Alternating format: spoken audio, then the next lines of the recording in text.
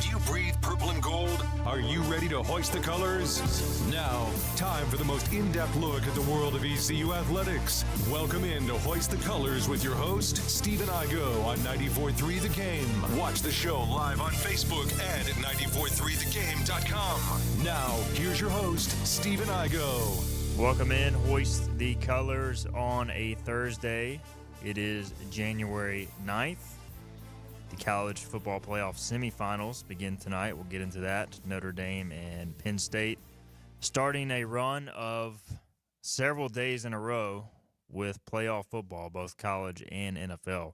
We will get into that over the course of the next hour. East Carolina also victorious on the hardwood last night.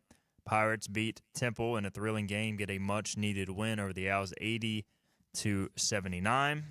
We'll discuss that and much more. We're live on Facebook, YouTube, and X. If you've got a question, comment, or concern, drop it in any one of our chats. I just pulled them all up, and we will get to that over the course of our show. All right, let's introduce today's cast. Back in studio, fresh off winter break, Hoist the Colors on Brady Thomas. Brady, how's it going, man? Good, man. How are you? Got to cover a dub last night, Yeah. So can't complain. How are you? I'm doing good. I took my 3-year-old son, Slater, to the game. He is now 3-0 as East Carolina fan, attending men's basketball games. That might be a record. He went last year, I think, Maryland, Eastern Shore, and some other non-conference games. So this was his first true test. Yeah. Temple American Athletic Conference game. For probably what he watched, he got a thrilling game to watch, though. So. He did. He was more interested in the Skittles in the game, but he made it through. He usually goes to bed around 8:30. Game didn't end until, 9:10. And so he made it past his bedtime, first time going start to finish. But, hey, Pirates get a win, so good to see that. Philip Pilkington behind the glass. You produced last night's game, Philip? Yeah, I did. Okay, so you didn't see it in person, but you got to listen to it. And obviously, I'm sure watch other sports along the way. But Pirates get a dub, man.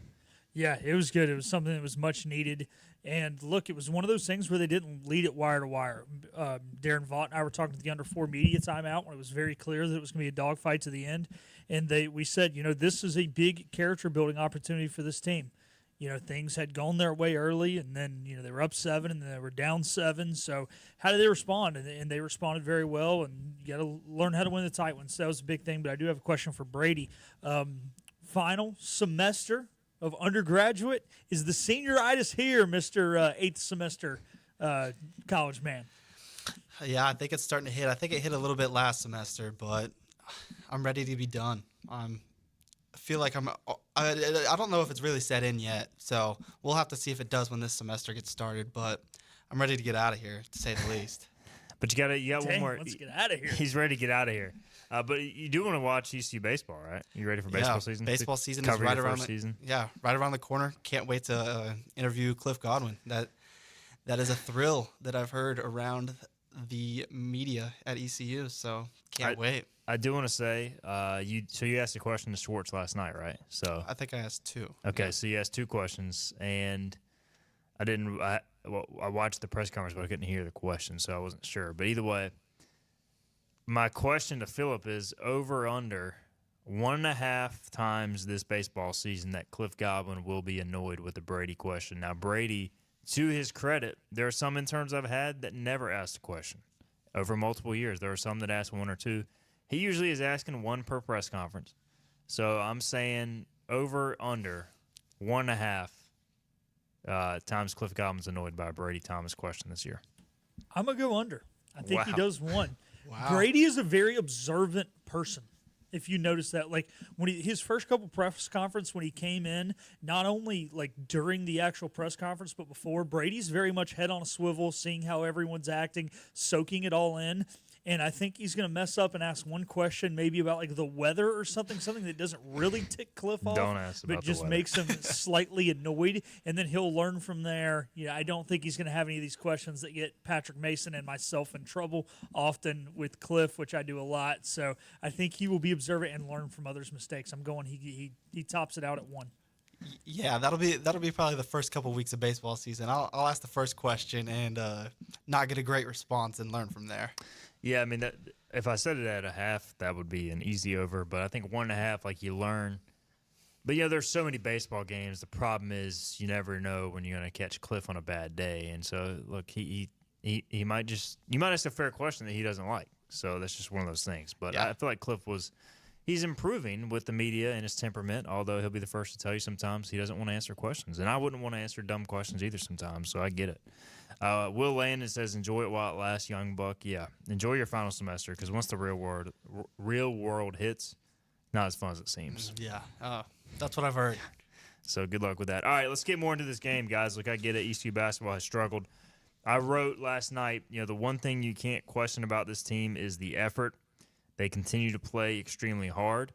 They continue to crash the glass. They're diving on the floor for loose balls. At times, it looks like they almost want it too much. But it was just good to see them get a win. Temple, a much-improved team this year. Jamal Mashburn Jr. scores 22 points, one of the top scorers in the country. Obviously, the son of Jamal Mashburn, longtime NBA great. And it was cool to see him in action. But the Pirates find a way. They once again struggle from three-point range. They actually got off to a good start, but they finished 5 of 20, which is 25%, which is sadly about in line with their season average. Temple shoots 9 of 16, 56%. Again, Mike Schwartz said post-game, from what I heard, that basically, they didn't do a great job on the percentage, but they did limit some of the shots they could take, so they were happy with holding them to 16. Yeah. But the big thing, rebounding. Brady, 41-31 ECU. They've got to rebound to win. Yeah, and we had quite a few big men that were inactive last night due to illness, so that was definitely a factor. But, R.J. Felton having 4 offensive rebounds and 12 total rebounds is absolutely phenomenal for a guard. He absolutely upped the intensity for ECU and the whole team in the second half. He was a big on that. And then having C.J. Walker in foul trouble was also a big hurt, but still dominated on the glass, which was great to see. Reed Kaysen played a big 5 minutes. He came in at a -4+-, but that's just what the stat sheet said. I think he looked much better than that in the limited minutes he had to play last night. Philip, just seeing this team get a win, what does that do for confidence? Because we'll look at the schedule here in a minute. It is not easy. They needed a win now, and they got it, and hopefully they can build on this. Yeah, I think it does a lot. And, it's one thing I think sometimes when you're going out there and say they would have opened the conference slate with North Texas and Memphis, and I'm not trying to step on your toes to the next segment or the next point, and you go out there and you lose those games by 10, 12 points. Your confidence maybe is not extremely low because you realize that those teams are just really talented. You view FAU and South Florida as your peers, and you lost tight games to both of them in which you either got down early or you got down early in the second half. And when you feel like you're playing well, when you feel like you're playing hard, and the one thing that's not going is jump shots, and in the case of the FAU game, free throws, and you lose tight, that really hurts the confidence. And then to go out there and playing a knockdown, drag-out contest against a pretty good Temple Owls team, if you would have lost that, it would have kind of possibly put them into this free fall of, here we go again. When is this first win going to come? And you finally get over that hump. You finally get that first win. You don't want to be in the spot that Charlotte is in right now, who just fell to 0-3 in conference play with a loss last night to FAU, who they've lost to Tulane, decent. Lost to Rice, they're okay. They've lost to FAU. That's a tough spot to be in, and now they're in a free fall, at least possibly. And now you're not. Now, I do have one question for Brady while we're talking about Jamal Washburn Jr. Jamal Washburn Sr., because Igo did bring him up. What was his college career record against Duke? Not going to bring that up, but Okay. Good try. For those of you who don't know, Brady is a Kentucky fan, so I have to take my shots when I can. Yep, he is a Kentucky legend, though. I believe in the Kentucky Hall of Fame, if I am correct. Not 100% sure. I'm going to look that up. So you look it up while we continue on. Jamal Mashburn played from 93 to 2005 in the NBA. Was an NBA All-Star in 2003. Kentucky from 1990 to 93 from the Bronx, New York. All right. Let's talk about Jay Shane Wooder. Speaking of New York basketball, he is from New York. And 15 points, 5 rebounds, 31 minutes, 2 steals, 2 blocks. at times turns the ball over a little much, but I think it's more of a – it's not like he's making bad plays. I think he's just trying to do too much at times, Jay Shane Woodard. But I do like his progress, guys. Jay Shane Woodard. And, misses the free throws that could have given ECU the lead or tied around a minute left. Mm-hmm. Missed the potential game winner Sunday against FAU. So it was good to see him get a little bit of redemption, Brady, driving the lane with 10 seconds left, giving ECU the lead. Yeah, tough bucket by Jay Shane Woodard. You got to give him credit there. He had a great game. 31 minutes. What did you get? 15 points? Yes. Yeah, great game. 5 of 8 from the field. Didn't get any 3 balls to cash, but not his forte. But great game by him, and it was great to see him bounce back and still have some confidence left out of the few games that we've seen ECU and Woodard specifically not be able to pull out. By the way, I don't know if you looked it up, Philip, but Jamal Mashburn, Hall of Fame, 2005. Yep, I saw that. All right, so at Kentucky. All right, what do you think, Philip? Like this team, we were talking pre-show. I mean, look, they're just a bad shooting team. Let's be real. They're a bad shooting team. We have a more than half a season sample size, or I guess right at half a season. It's not pretty. But one thing they are really good at is rebounding. So, like, my solution, if it's a solution, is to just shoot less threes. Now, you were making the opposite point of, like, you can't just ignore the three-point line because teams are going to pack it in. And I do agree with that to an extent. There's got to be a balance. But right now, they're shooting, I want to say, 20-plus threes a game. I think 1 of every 3 shots is a three-point attempt. So, like, maybe try to lower that number to 1 of every 4, 1 of every 5. Because they're going to have to get to the line, and they're going to have to – they are a team of slashers and rebounders, and that's what they are. And the thing I did like last night is they were just running the floor when they could, and they made a ton of transition points. If you watch the Temple post-game, which I did from our Temple 24/7 sports site, he said, hey, the reason we lost the game despite these tremendous shooting numbers is because ECU did what they wanted. They rebounded, and they scored in transition. And that's how ECU is going to have to win games. Yeah, like you said, if you can limit those numbers, it will give you less empty possessions. But to my point where you still have to have that threat, look, if you can get it down to 1 of every 4, 1 of every 5 would be great. The key thing is establishing someone as a shooter. Jan Farrell. It's not going to be really RJ because he's going to be driving too much, even though he can't hit him.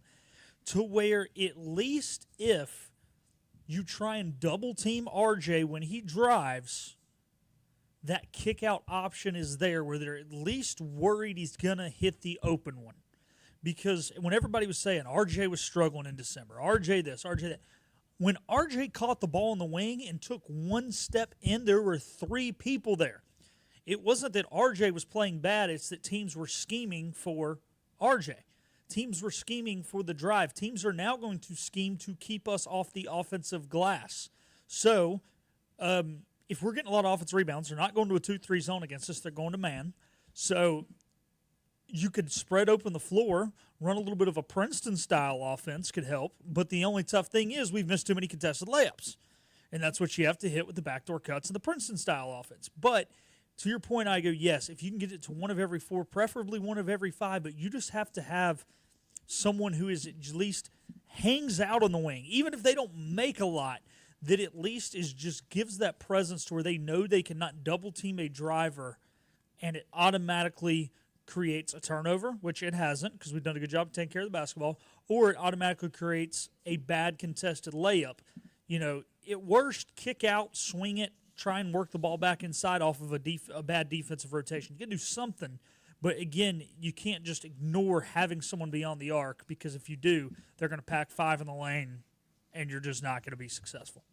Yeah, there's got to be a balance for sure. And I mean, at this point, Farrell, like I'm fine with him going 1 of 4 from 3 last night. He can take, 6, and he only played 16 minutes, so that had something to do with it.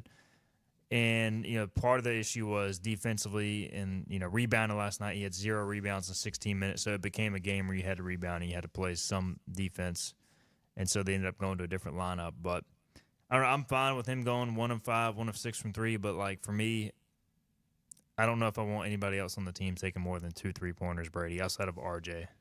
Yeah, I don't disagree. I mean, it's been the common theme here. They just cannot shoot the three ball. They started off 4 of 6, and I tweeted that off the account. I was like, all right, this could be a little coming out game, and then ended, 1 of 14 from 3 to end the game after a hot start. So it's not. I mean, It's just not going some- to be a consistent three-point shooting Yeah, team. it's something that is clearly on the stat sheet after every game. But to make up for it, ECU had 25 points on fast breaks. And that's something that I think this team, we have quite a few quick guards. Even Jay Shane Woodard looks tremendous in transition versus like half-court offense. Yeah, and if ECU cannot run a half-court offense as smoothly as all the teams in the country, let's be honest. And if you can't run a half-court offense smoothly, then you're going to have to push in transition and try to get fast break points. And 25 fast break points, that's quite a lot for any team. So I think that should be a point of emphasis going into conference play and just throughout the whole season, is try to switch something up here just to do anything to change the offense. Yeah, let's be real. You've got average point guard play, and you've got 0 3-point shooting consistently, so that's going to make for pretty tough half-court offense. Your only chance is to slash and get fouled, basically. Touching off Phil's point, RJ gets triple teamed in the paint. He does every time he touches the ball. Even last night, he was finishing over the triple team. Yeah, Jay Shane Woodard's last shot was, I have the video, it's over about 3 guys. So it's crazy, but they're going to have to push it more in transition. I would say ECU's tempo is probably in the bottom half of the country. I'm not 100% sure. It definitely was early, and I think they've picked it up some. Yeah, I mean, if you're going to start pushing it in transition, it'll up the pace of the game. And 235 tempo, which is bottom half. Yeah, and this is a Mike Schwartz team that he hangs his hat on defense, so you're going to have more time to play defense, so you got to trust the defense and push it more in fast break. All right, let's get a break in. We got some comments from Chance Scott. We'll read, who was covering the game last night with Brady. We'll get into that and more. This is Hoist the Colors on a Thursday. Acre Station Meat Farm, along with Lane Angus Beef, bring you Farm to Fork Beef. Stock your freezers now with affordable beef boxes, just in time for the grilling season. Farm to Fork Beef brings quality local beef to your family. From your traditional butcher shop, Acre Station Meat Farm. Come on down to Acre Station Meat Farm and find out why we're #1 in fresh cuts and friendly service. Acre Station Meat Farm, Highway 32 North, Pinetown. Living easy is the sound of children laughing as you make memories with neighbors and friends. It's the sound of nothing at all. It's the smell of the salt air. Hear the waters against the marsh grass. See the beauty of our coast. Bow Coast, located in Beaufort, North Carolina. Southern Living's best small town. Other restaurants claim their food is fresh and fast, but are they friendly? At Moore's, you're treated like family the minute you walk into their doors. With locations in Winterville, New Bern, Swansboro, Morehead City, and Jacksonville. We've been practicing what we preach since 1945. At Moore's, our barbecue is slow cooked and smoked over real wood daily until it's so tender it's falling off the bone. Combined with our fresh chicken, cooked to order seafood, and homemade fixins, we're sure you'll agree. If it's not Moore's, it's less.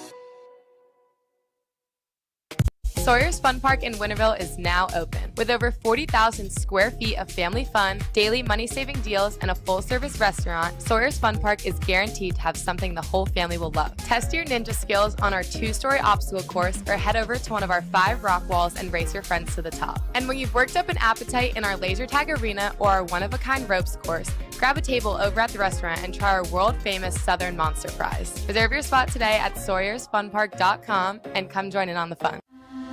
This is about you, your family, and the health of all who live in eastern North Carolina. This is about the transformation of a health system into something more powerful and more human, about creating new ways to treat disease and keep you well. This is about ECU Health, which is to say, it's really all about you. ECU Health. Minds, hearts, purpose. What's happening? Tell me what's happening. Every ECU fan's one stop for all things ECU athletics. This is Hoist the Colors with Stephen Igo on 94.3 The Game. All right, back in. Hoist the Colors on a Thursday. We're talking East Carolina. Victory over Temple. Look, man, we get a basketball win in the American Athletic Conference. We got to discuss it. I know some people are ready for baseball, but big win last night. ECU, you knew it was a big game because, as Chance Scott says, Mr. Big Game himself, Brady Thomas, he only shows up to the big games, right? Yeah, I'm not sure where Scooter and Chance came up with that, but I've worked more games out of any intern, and I'll just put that out there. I'll recheck here in a second, but I'm pretty sure I was 6-1 working football this season. So I might have just been the good luck charm. And the only loss was at Charlotte. And that was your hometown team. Yeah, that easily should have been a win. So look, I agree with you that you're good luck. Yep. But you need to change your phrase to you've worked more games than any current intern. Okay. Because until you're showing up to LeClaire Classic games that ECU is not playing in, you haven't passed case. Okay, that's fair. I can't believe he did that. Yeah, the only reason I was there, I had to PA announce the game. And, me and Chip were, hanging out. I'm going over the notes with Parker, and all of a sudden you see, Kaysen just, walking up with this big grin on his face. It's 8:30 in the morning. Usually he's not even up at that time. He had to play the game really early, and he's just like, here I come. We're like, all right, there's Kaysen. Wow, didn't know he could get up this early. That's Pete Kaysen. Jonathan Wagner, of course, covered a lot of ECU baseball. And back in the day, Sam Anderson, he was an intern for 4 consecutive years, freshman through senior year. So I don't know if you'll catch him since you just joined as a senior, but you've done a heck of a job. Chance Scott says he's been trying to upload the Mike Schwartz post-game press conference to our Twitter page for a good 12 hours now. He says Mike Schwartz giving us a 10-minute press conference, still has my phone overheating trying to post it. So he sent me an update last night around 11, and it still hasn't posted. So Chance, if you need to, just at this point is fine. Just don't let your phone blow up, please, because that way then you can't cover any more games probably. All right, Pirates are at Memphis on Saturday. Number 19, Memphis Tigers, 2:00. What is the line for this game? What do y'all think? 13.5? Yeah, I was going to go 16.5. What do you think, Philip? Yeah, Philip probably has a better idea than I do. Has some respect for the Pirates. Vegas puts respect on the Pirates, and that's why it's 9.5. Ooh. 9.5. So Memphis thus far, they just beat North Texas at home by 4. They went to Florida Atlantic and they won 90-62. Sheesh. They beat Ole Miss 87-70 on December 28th. They lost to Mississippi State 79-66. Beat Virginia by 2. Beat Clemson in overtime on the road by 5. Lost to Arkansas State by 13 on December 8th. Is Arkansas State any good in basketball? I doubt it. No, I don't think so. So that's I need to do some research there. But that is, you're looking at Memphis. They are very good. Arkansas State is 94th by Kim Palm, so they're at least a solid team. But still, Memphis should not lose that game at home by 13. Memphis is number 29 in Kim Palm. They are really good, as you would expect. They have, I think, a top 5 net rating. They are 34th, it looks like, in defensive efficiency, and they are 73rd in tempo. So they're athletic. They're good. Pirates will have their hands full. And then after what's the line? Did you ever say what the line was? They won't release it till Friday night. Oh, okay. So we just won't know because it's usually the night before. Yeah, and Schwartz said that they are flying out today because of the weather. So he has no update. I asked in the press conference if he would have any update about the players' availability that were sick. Which was Sear Malonga, Callum Richard, I think Ben Salvungo. Yeah. And Evan. Evan Montanari. So, no huge pieces really outside of Sear. Yeah. And he's not even a huge piece at this point. Yeah. Just some of the length was missing last night, for sure. but they went small. The Jan Farrell was playing the 5 for a good, 3 or 4 minutes last night. So, but yeah, they're flying out today, and he had no update on that. So we shall see. So then the schedule, the schedule's just difficult, guys, these next few games. At Memphis, North Texas, which is 64th. According to Kim Palm, right now they are 11-4. And then you go to Wichita. And Wichita has been a little up and down, but they are just outside of the top 100 of Kim Palm. So ECU is going to be a dog in the next 3 games. Then it does at least lighten up a little bit. You've got at Tulsa, which is having another horrific year. South Florida. Should we go to that one, Brady? You want to go back to Tulsa? Good. South Florida at home, return game at Temple, Rice at home at UTSA. That's a better stretch. But I don't know, Philip. This is if you win one of the next 3, as much as it hurts to say, I don't want to say you're happy, but you're at least in more survival mode at that point. Yeah, and it's tough because the record could look really bad after that, right? But to your point, it gets easier, right? You only play North Texas once. You only play Memphis once. Still got Charlotte twice, which is having a bad year. Charlotte's bad. Rice, I think, is decent. But you get them at home. Yeah, you got them at home. They should have a chance of beating them. They should. You get UTSA twice. You get another shot. Yeah, you get UTSA twice. I think they're better than people think, but they're not great.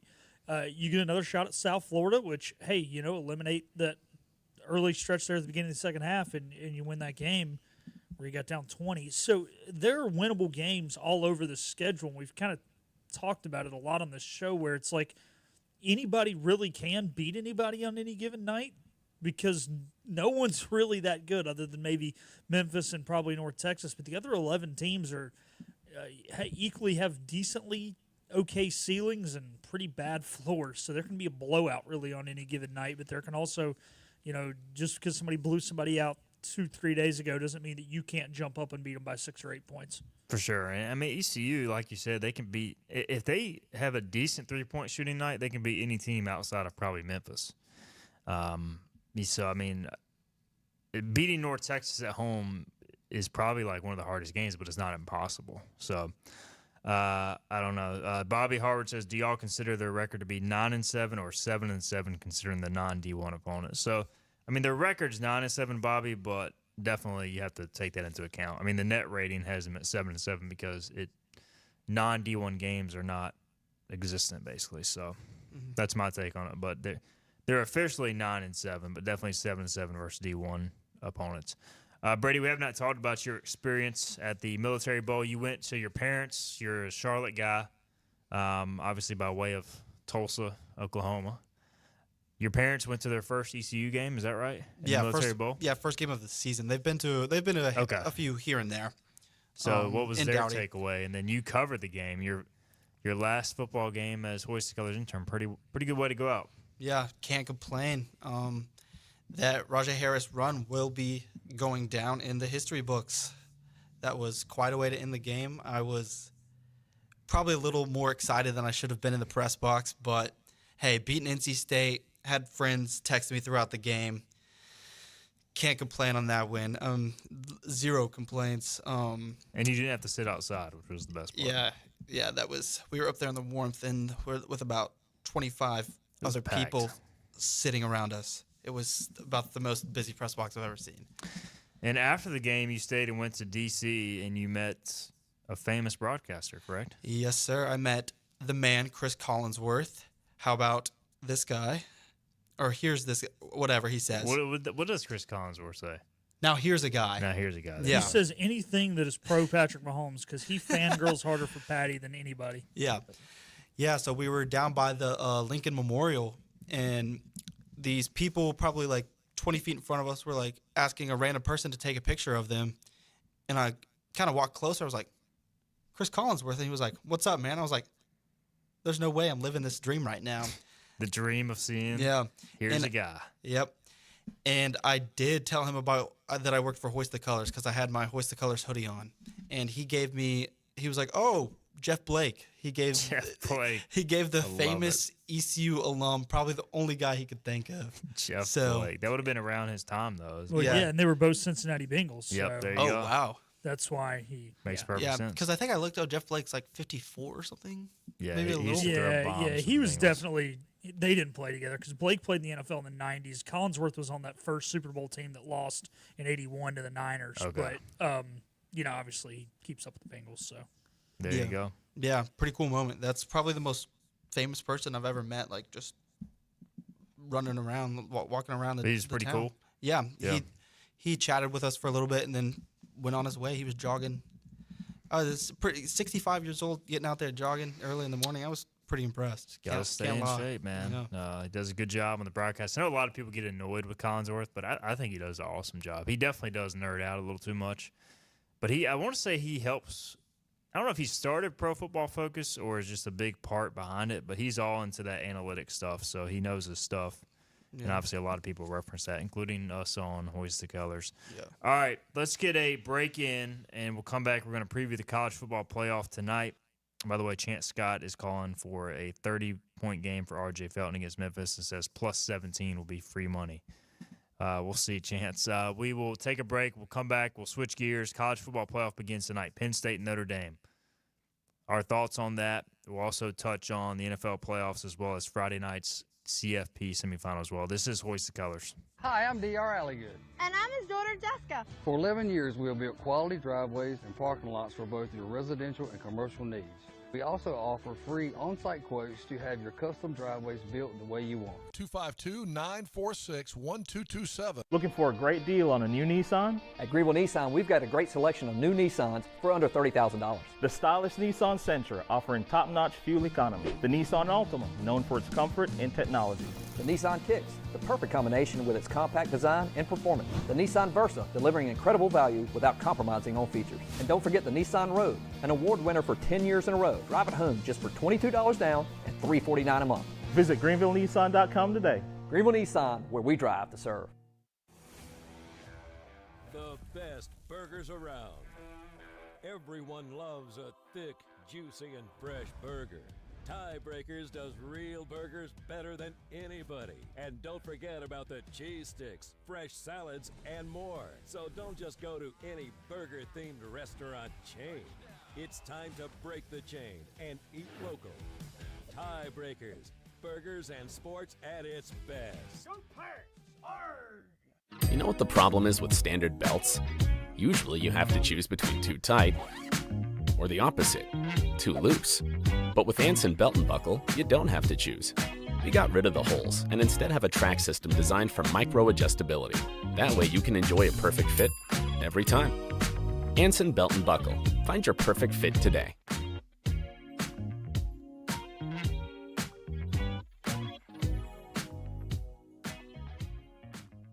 Hi, I'm D.R. Alligood. And I'm his daughter, Jessica. For 11 years, we have built quality driveways and parking lots for both your residential and commercial needs.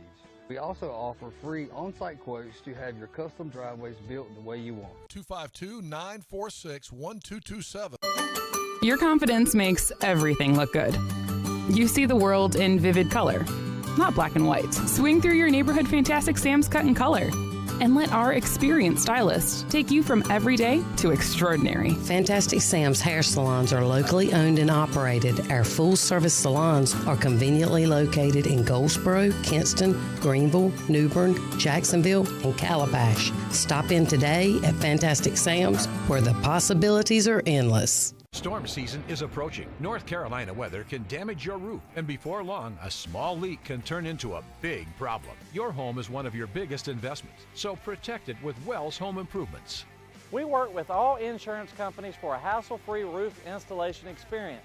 Call us today and get 10% off your roof installation when you mention this commercial. 252-227-8403 or visit us online at wellshomeimprovements.com. Wells Home Improvements. Local, honest, everything you need to know in the world of ECU athletics. This is Hoist the Colors with Stephen Igo on 94.3 The Game.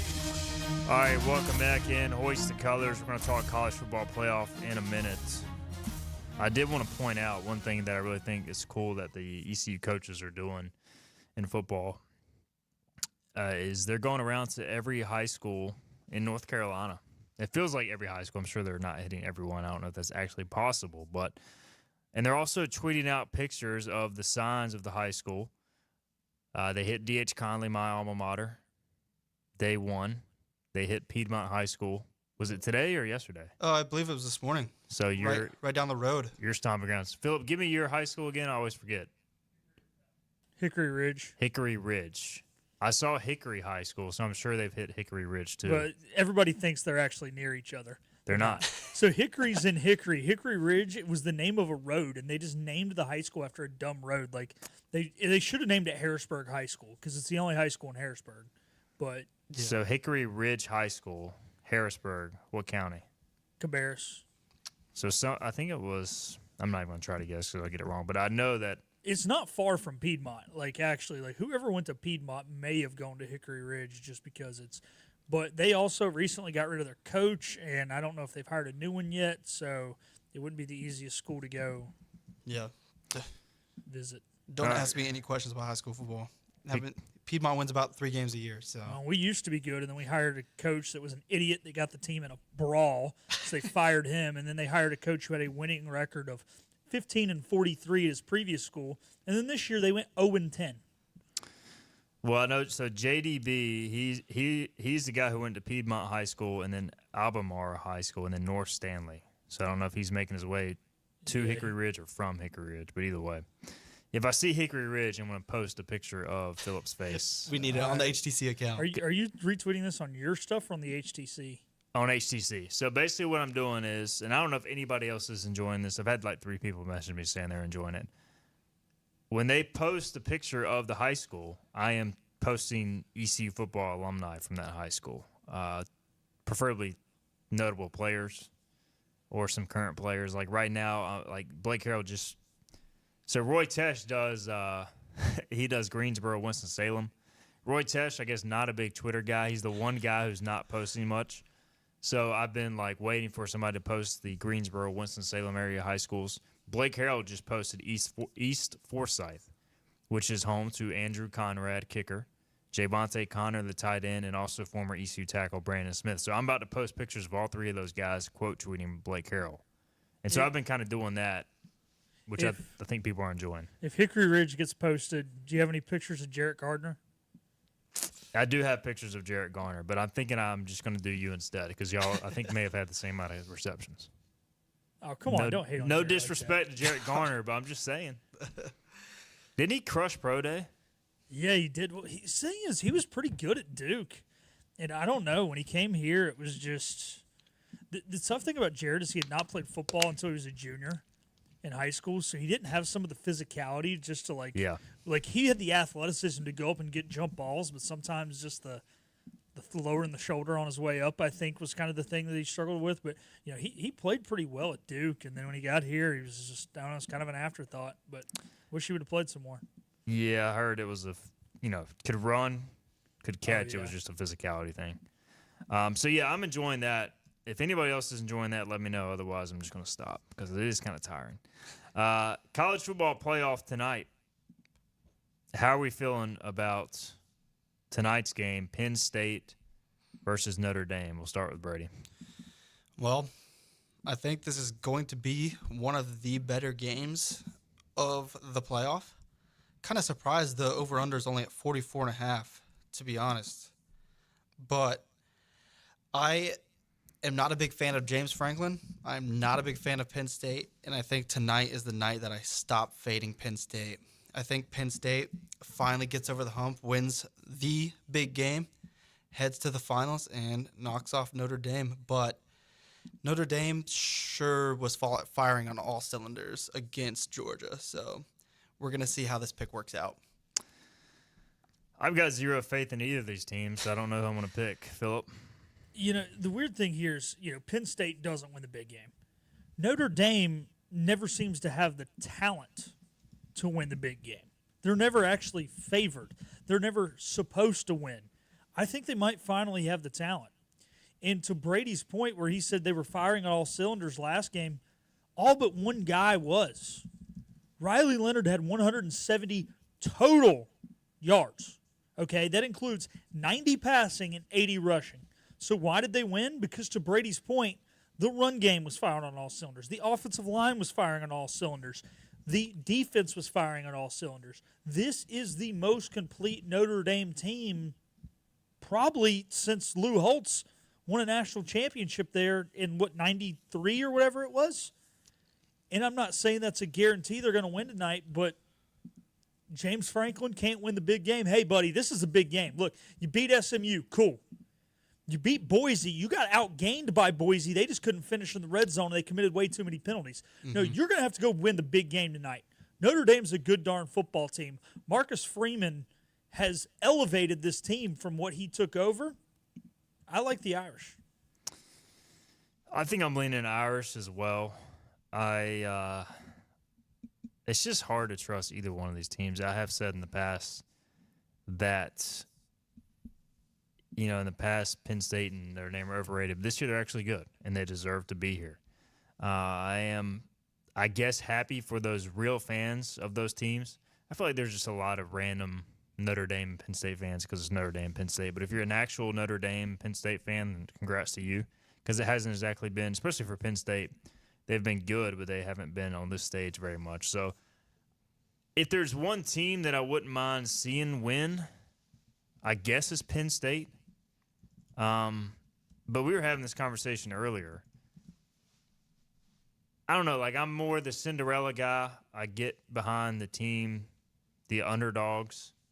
And so, the Final Four is Penn State, Notre Dame, Texas, and Ohio State. I don't want to see either of those four teams win a championship. That doesn't excite me at all. So I guess I'll watch, but I don't know. The intrigue is kind of gone for me.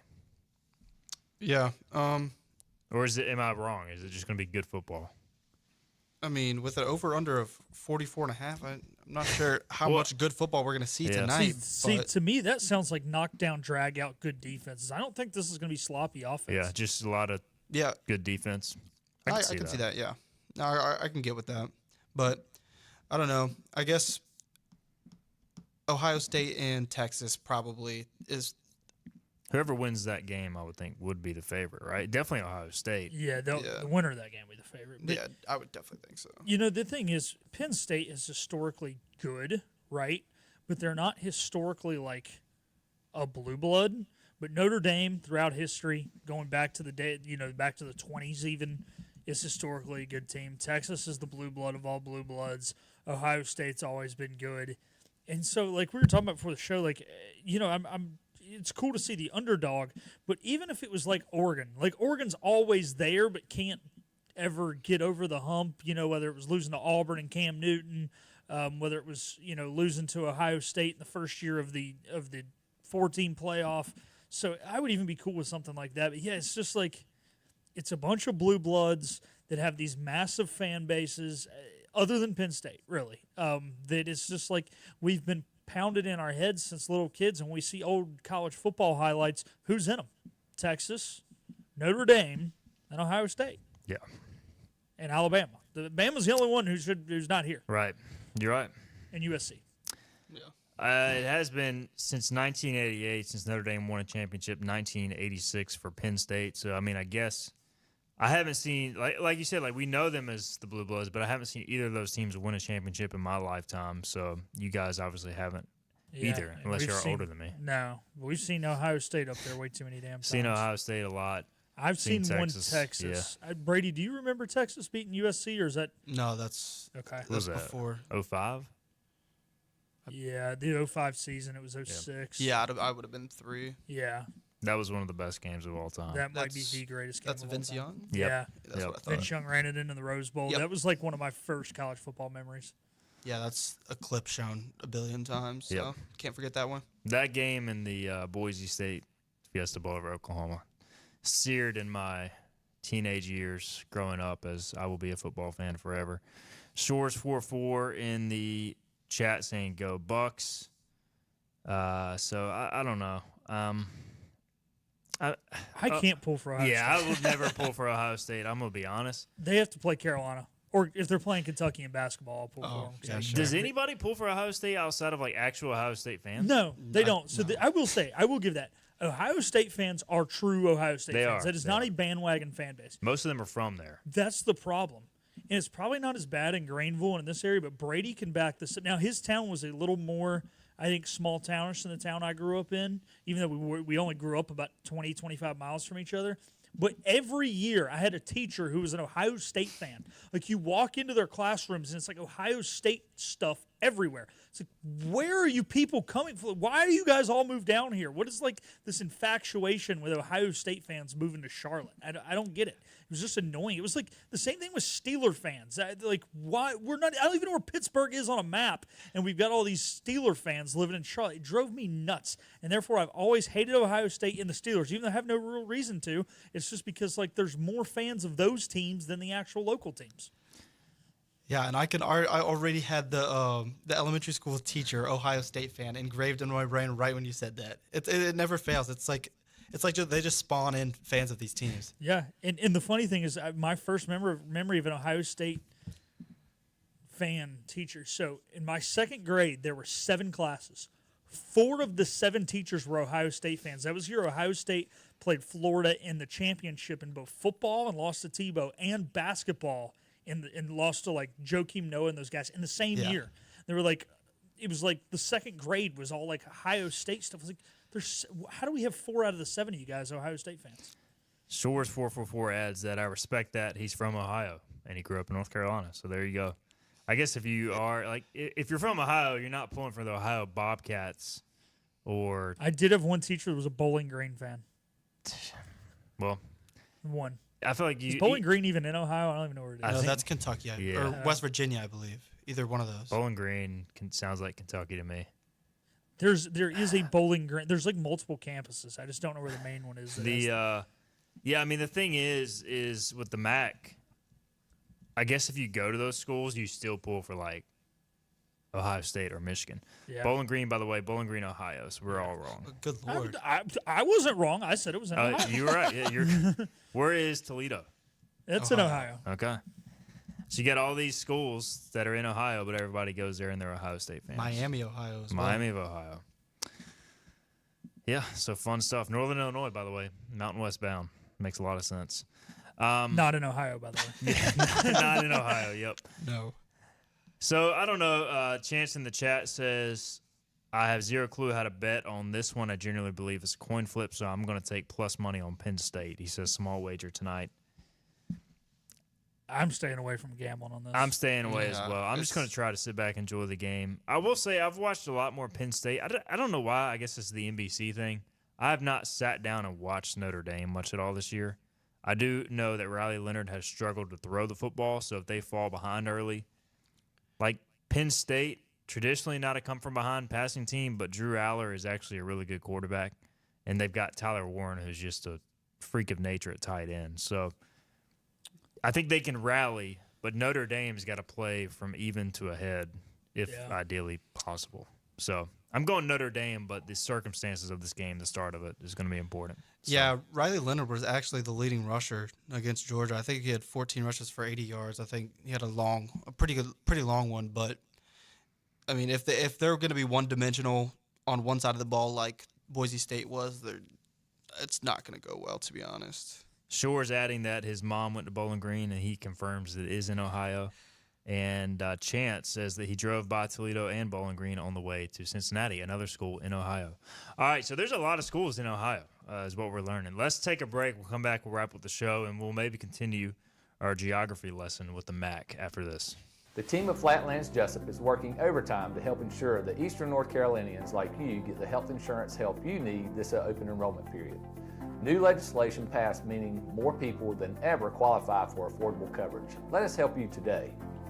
This holiday season, get the gift you really want at Greenville Toyota. It's our holiday trade-up. Drive a new Corolla, just $229 a month, or a new Tacoma, only $329 a month during the holiday trade-up at Greenville Toyota. Storm season is approaching. North Carolina weather can damage your roof, and before long, a small leak can turn into a big problem. Your home is one of your biggest investments, so protect it with Wells Home Improvements. We work with all insurance companies for a hassle-free roof installation experience. Call us today and get 10% off your roof installation when you mention this commercial. 252-227-8403 or visit us online at wellshomeimprovements.com. Wells Home Improvements. Local, honest, dependable.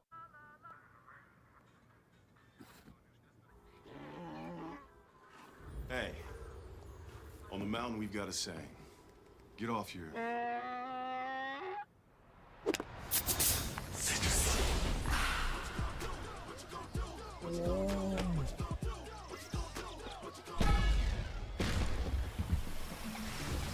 Show off.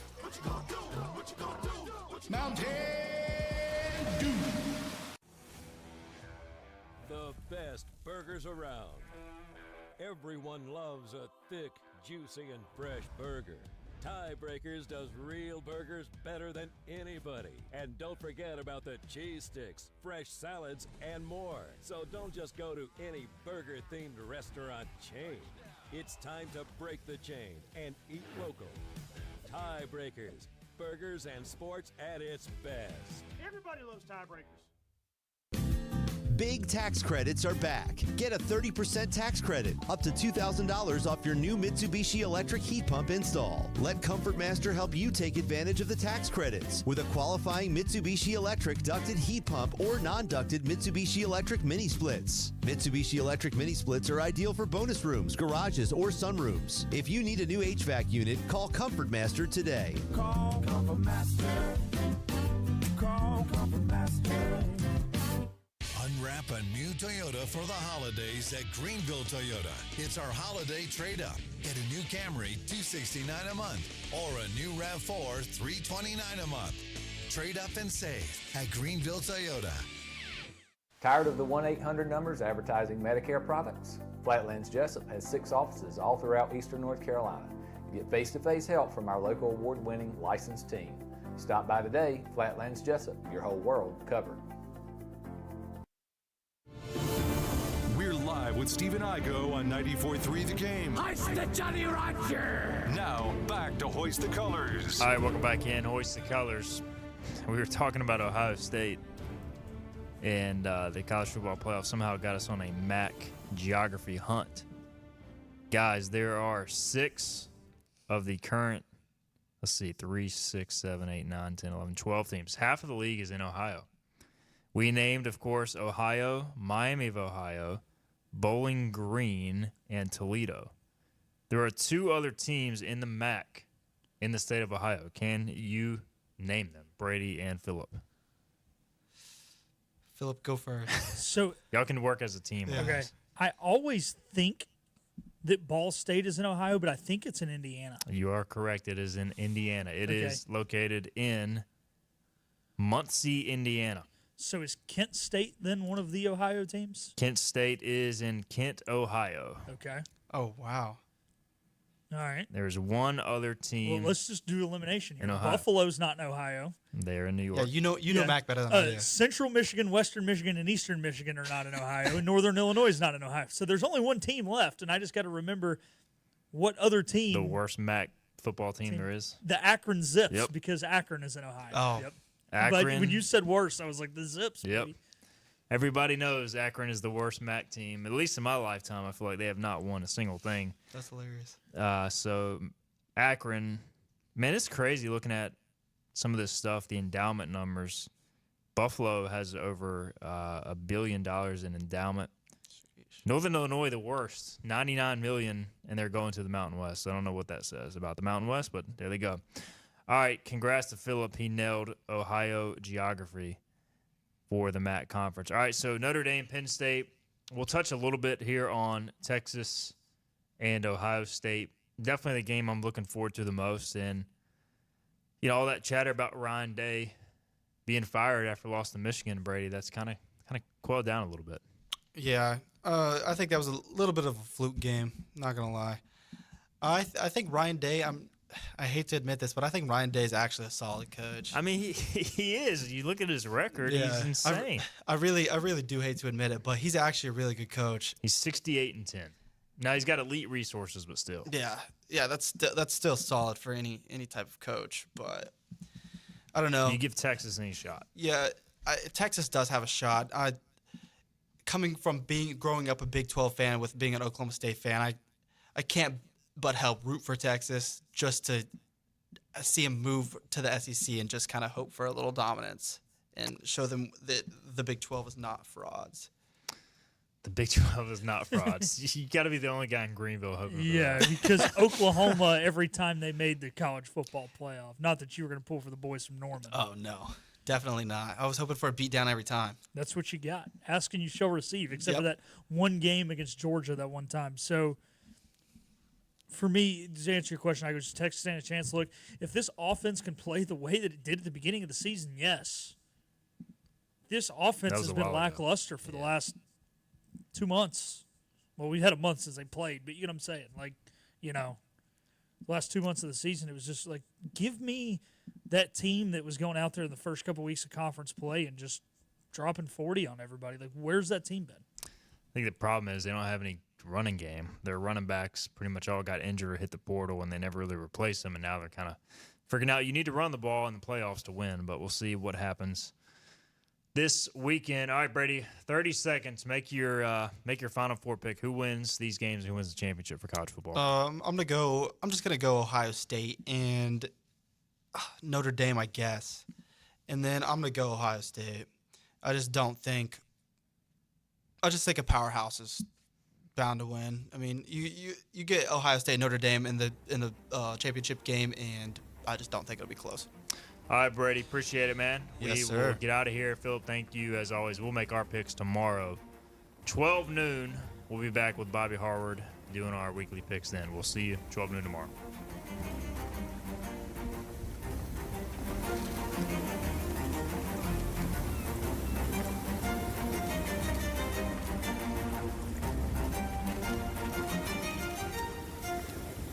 This has been Hoist the Colors with your host, Stephen Igo.